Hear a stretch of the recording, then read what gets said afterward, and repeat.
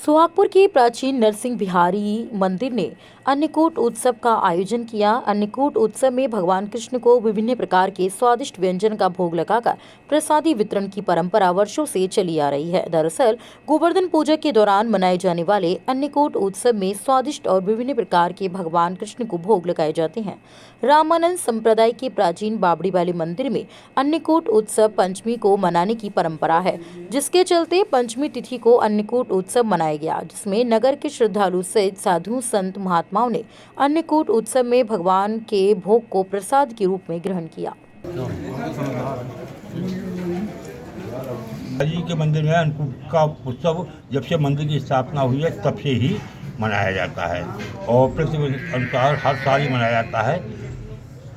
यहाँ पंचमी में इसलिए मनाया जाता है कि हमारे पूर्वज जो यहाँ थे, हमारे पूर्वज बाबा माधवदास जी, बाबा जगदीश मंदिर के बाबा रामकिशोर दास जी और इटारसी के बाबा नरसिंह दास जी, ये तीनों मिलकर के परिवार प्रतिस्पर्धा को हो जाता था। तो सबसे कहा कि प्रतिस्पर्धा को हम एक दूसरे के यहाँ आ नहीं सकते हैं, तो मैंने वहाँ सब लोगों ने विचार किया, बोले एक दिन छोड़ करके बनाओ।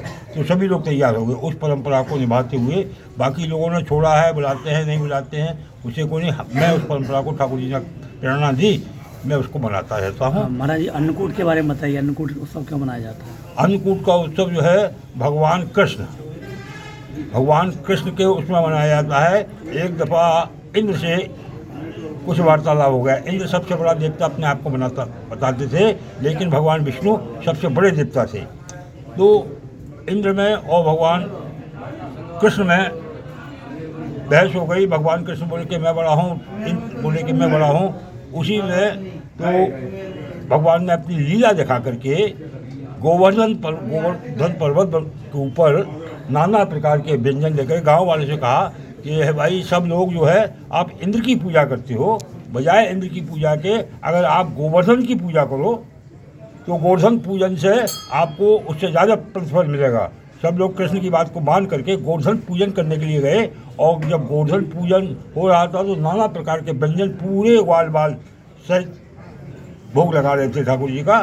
तो भगवान कृष्ण दोनों हाथों से लेकर के स्वयं भोजन कर रहे थे। उसी समय इंद्र जो है कोपायमान हुआ।